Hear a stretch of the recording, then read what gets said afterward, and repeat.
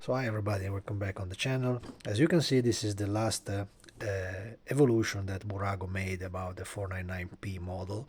This is the hypercar racing at Le Mans, and I am collecting right now everything I can in the diecast world, just because right now, as ordinary model kit that we used to build up in our type of modeling, the kit version of this model have been provided recently by Burago itself, that simply made a kind of box that was referred to the first version, so the car number 51 or the 50, that is the sister car racing in 2023, about the 499.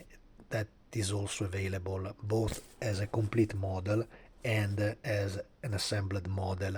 They say kit, but it's basically the same type of die cast, just unassembled. The fact of being unassembled forced them to produce a brand new box, and so the comical part is that at the end you have the finished model that right now is cheaper than the unassembled model. So it is not real considered like modeling stuff, it's just a very easy assembly like I used to do in the 70s, where Burago was making the die-cast kit, and allowed kids to have a little bit skill in trying to assemble just few plastic parts. So we have, I think, something like 20 or 30 parts made in plastic already finished with at the time they didn't have the decal set. The decal set was separate and was made by Cartograph at the time, I remember, in this type of model, being the original model already made in tampographic, so it's printed on the model, so it's not a water slide decal. You have something like that already done, so it's really, the assembly is not a real modeling, just a few bits of plastic to place it together. As you can see, there is a little bit differences between the two models. This was the first one which I made the review on the channel about 1 year ago, I guess, or less than 1 year ago, but there is some minor differences between the two models. For example, you can see that the car number 83, very interesting, because this was the yellow model driven by Robert Kubica at Le Mans, and she was quite unlucky, despite, in my opinion, the pilot was probably the best of the lotto of the 499p pilot drivers, But as you can see, this feature a kind of detail here about the displays over the doors that is not present in the red car. As you can see, the red car has just two decal lines to evidence that difference, as well as all the generic decal set is comprehensively absolutely well done. You have to remember that the 2023 car is slightly different. Both the red and the yellow racers are slightly different from the 2024 version. Basically, you can recognize the latest model of the yellow car because she has a different front end blade here. There is a kind of extra wing exactly under the front main light, as well as basically the main difference that you can spot at once for the 2024 car is about the yellow upper side of the wing. In the 2023 car this is black, in the 2024 this is yellow, so that is the basic spotting that you can have to discover which is the picture from. The car is basically well done, of course, being a model that cost really few bucks. As you can see here, I bought this model and I had to pay 24.95 euros plus the expedition. Inside Italian country became 32 euro. 32 euro is a very affordable price for this type of model. Consider that right now, the moment right now I'm making this video is exactly the same week where they start the real 24 hours of Le Mans, and for this type of event, CK Model Cars wanted to sell the 118 model. 118 was the nicest version they did in the beginning of the producing of this 499p, and it was at the standing price of 29.90 euros. This is a model that I paid 25. The 118 is at 20, 29, 30 euros. So for just 5 euros more, you can have it. Consider that models in 124 from Edicola series. It's Centauri Edicola collection, the one that I use make the review on my channel. They are for 32 euros. So this is a little bit different. You cannot miss it. If just you are interested in this type of model, there is no alibi not to buy this object in this scale for 30 bucks, so don't miss it. As you can see here, I collected right now nearly all the die cast that I could about the hypercars. This because this company making the official licensed production have the access to the mathematics of the companies, so of course the shapes both of the Porsche and the Ferrari are completely correct in my opinion. I had a brief checking before in front of a very big screen on my computer about the amalgam model made by them. Amalgam model is items that cost very easy $20,000, like nothing, and honestly, the level of detail is of course different from that type of high level ready finished collector item models, but the overall shape of the car is absolutely taken. So it means that when the company pay the royalty to the factory, they also have all the data to do a very, very nice model. Talking about the quality of the model, as I said, in my opinion, comprehensively is absolutely well done. So it's stuff that for 5 euros you cannot blame anything about this model. Of course, if you go more in the detail, you can have a kind of orange peel all over the body, as well as in some points like that one. I hope you can see that from my telephone. There is an imperfection in the paint up here. You see the yellow paint didn't arrive in the proper corner. This is a little bit tricky color, when you make a yellow car. Usually I have to apply when I do yellow model, usually I have to apply a white primer that covers completely and give you a shade on the background for the upper paint. Plus, when you go for painting the stuff, the yellow is constantly a little bit problematic color. The bright red, nearly orange is problematic, but not as much as the yellow one. So the yellow is very, very tricky to do. So I guess when they do this type of kind of understand me, low level diecast, is acceptable that they have this type of mistakes, so nothing dramatic. As well as, for example, also the packaging was quite different because probably for the presence of these two wings over the doors, they could not place that bend that I didn't take it away. When I do my review, I never cut it away. The packaging of the model, I don't take away the plastics around, so I just keep it collected like in pristine condition like they are, not honestly for the idea to resell them in the future, but just because I think that this type of items should be collected for what they are. So they are just very cute toys that cost a decent price, nothing impossible. And in our ordinary modeling stuff, I remember I took just 3D wheels from a manufacturer. The 3D wheel cost 35 euros, so what are we talking about?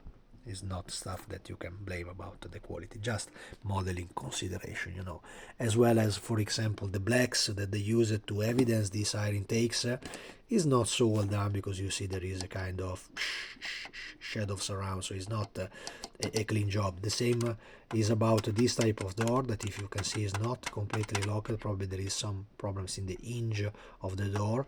Remember that those are items that are probably assembled somewhere in China or in Bangladesh and so on, and they are paid absolutely nothing for this stuff but we don't talk about the workers' rights, because then it will be an issue and I will be censored by YouTube to say what I think, but you understand what I think. So I mean, it's not something that we can blame about this.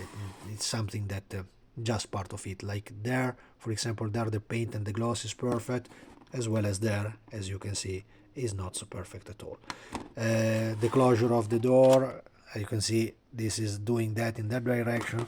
If I do the same stuff in the other one, they are much more stable. So probably because in this side the door closes much better than in the other side, it's also much more tighter, and it is as it should be. Instead, in the other side, you see, it's a little bit loosey way, but I mean, once again, it's something that you can absolutely accept. They also placed a quite decent detail on the interior, This is something quite unusual for this type of models. And there is also, I don't know if you can see from the camera, probably not, there is also a kind of tolerance for the seat belts inside that are just molded on the main seat, of course not printed, non-painted, without buckles, of course.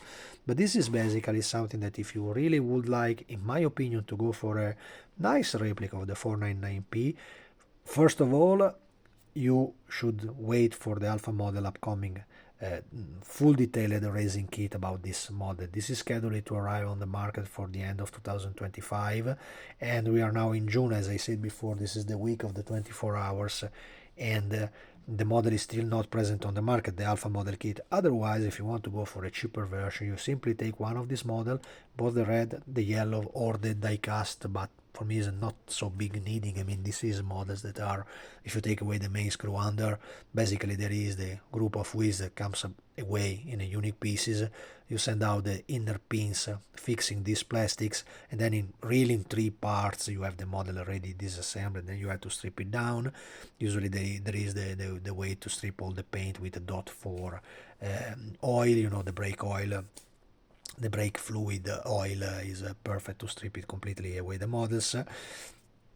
Then you have to go for a company that do the decals, and I honestly don't know if there is somebody right now that is producing decals for the 499P without having any type of model around. You know, the only model that is around, model is a big word, is the Profile 24 kit that already have his own decals, I think referred to the red car racing in 2023, I guess, and the unassembled model from Burago. So basically you don't have so many options. In reality, the 499P is part of a program that also involves very rich clients that can buy a kind of version of the 499P that ridiculously is much more powerful, because they don't have to respect any kind of regulation. So both the electrical engine and both the main engine of the car are completely set in the full power. With the result, Ferrari said that the Clienti car, so the car that you can buy if you are very rich, is much more powerful and much more well done than the racer at Le Mans. They also think that if they would be allowed to use the car like it is for the Clienti version,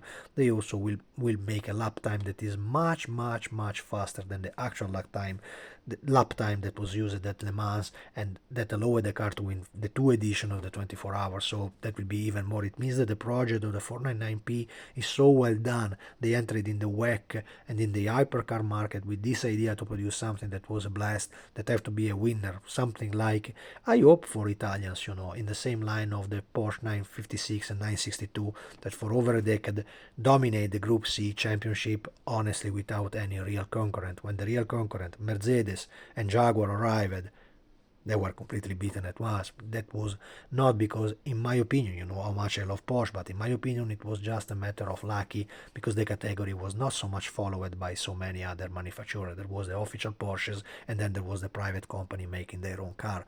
But you know, you can never fight with the hypercars level, you know, when constantly you have now Ferrari doing this, the Porsche doing the 963, the BMW making the M hybrid V8, the whatever, the Toyota that is constantly a contender for the final winning, that is since many years making the same car. So there is a lot. There was this Scuderia Cameron Glickenhaus that is preparing the SG63 that was also a blast. So it's very interesting, honestly. In my opinion right now, as you know from my video, I don't follow so much the Formula 1, despite I buy the models. You know, if I can buy for $30 that models, why not? Why absolutely not? I am the first one in being so in love with these model cars, you know. But I think the championship that they are currently doing with the hypercars is much more interesting than Formula 1 racing. Is much more nice to see, you know, this type of series instead of the ordinary Formula 1 cars.